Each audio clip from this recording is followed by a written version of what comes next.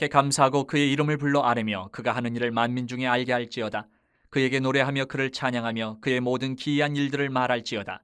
그의 거룩한 이름을 자랑하라. 여호와를 구하는 자들은 마음이 즐거울지로다. 여호와와 그의 능력을 구할지어다. 그의 얼굴을 항상 구할지어다. 그의 종 아브라함의 후손 곧 택하신 야곱의 자손 너희는 그가 행하신 기적과 그의 이적과 그의 입의 판단을 기억할지어다. 그는 여호와 우리 하나님이시라. 그의 판단이 온 땅에 있도다.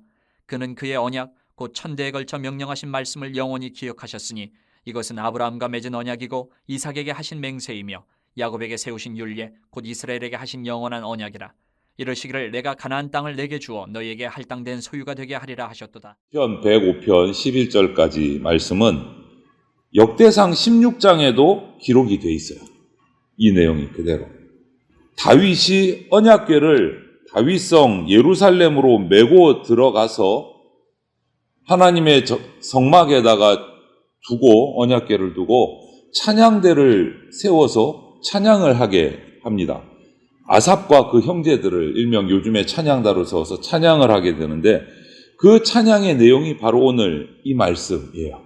105편에 우리가 함께 나누어 읽은 말씀.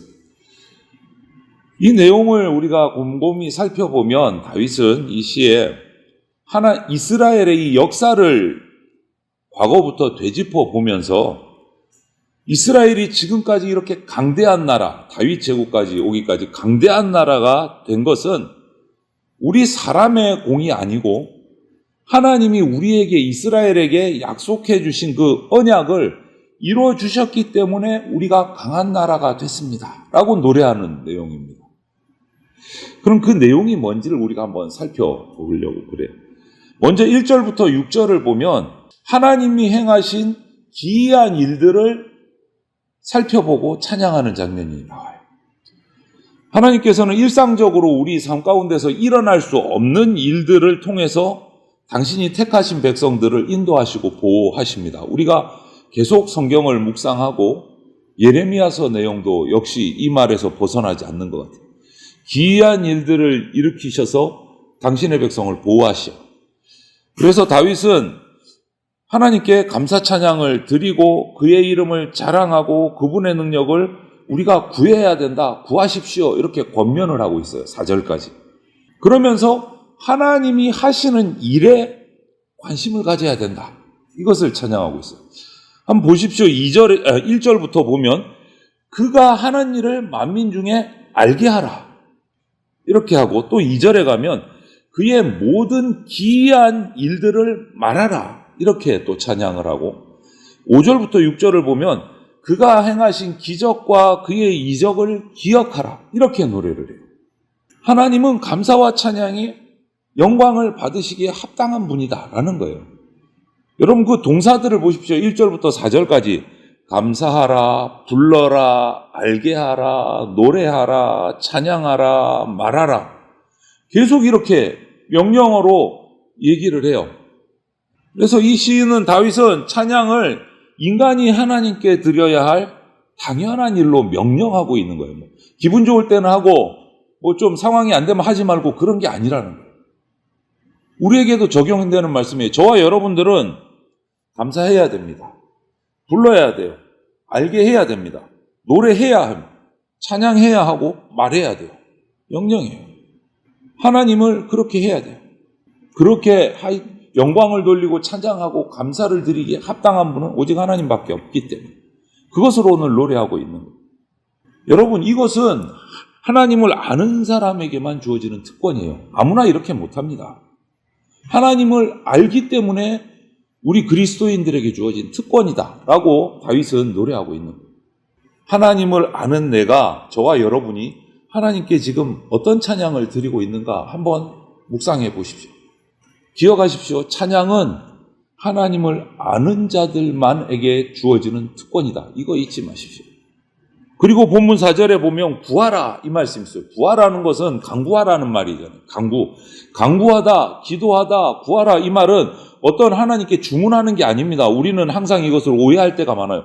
간구하라, 구하라 그러면 자기 필요를 구하라 이렇게 바로 연결이 돼서 잘못된 간구를 하는 경우가 생겨요. 그런데 간구하라, 구하라 이 말에 들어있는 정말 밑바닥에 깔려있는 의미는 바로 이거예요.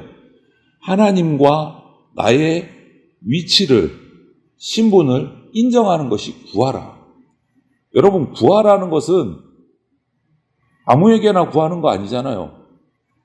낮은 자가 나를 창조하신 분의, 나의 주인에게 간구하는 거예요. 그냥 뭐뭐 주세요 이렇게 주문하는 게 아니란 말이죠. 구하라는 것은.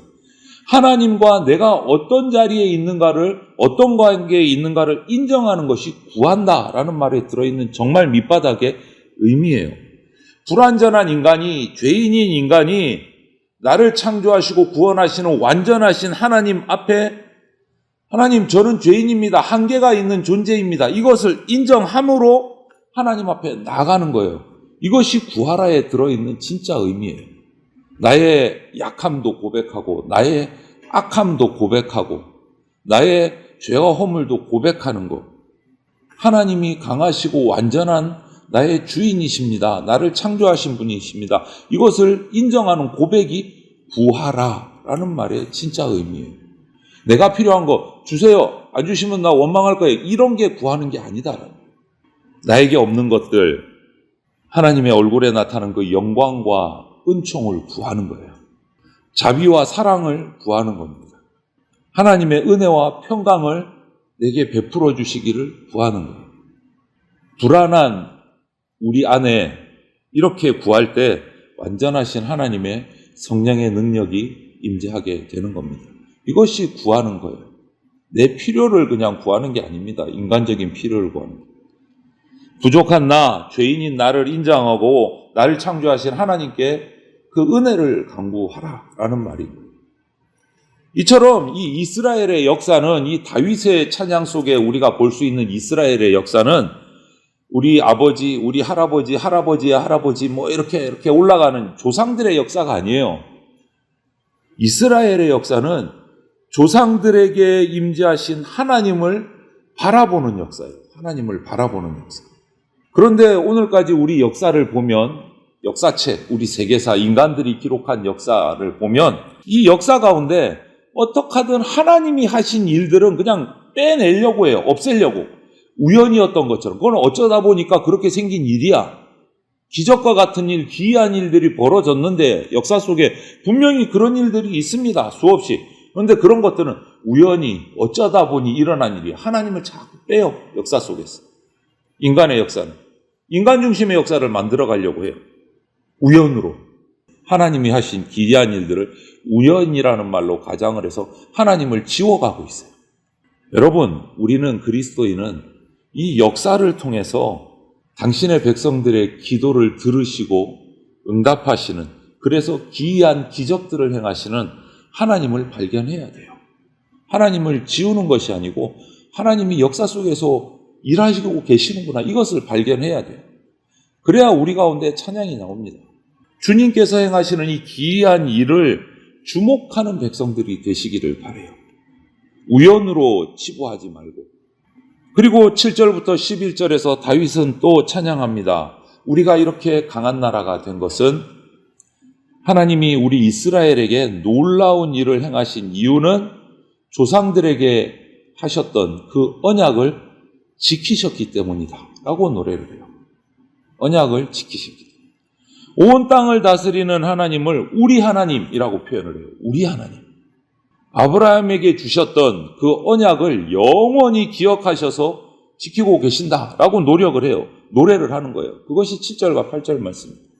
다윗은 아브라함과 이삭과 야곱 자신들의 가장 앞에 있는 그 조상들을 차례로 언급해요. 아브라함, 이삭, 야곱을 언급을 하면서 9절 10절에 언약, 맹세, 율례라는 다른 이 표현들을 사용을 하면서 이스라엘에게 주셨던 하나님께서 그 언약을 대대로 잊지 않고 우리 가운데 기억하시면서 이루어 주셨기 때문에 우리가 강한 나라가 될 수 있었습니다. 이렇게 찬양을 하고 있어요.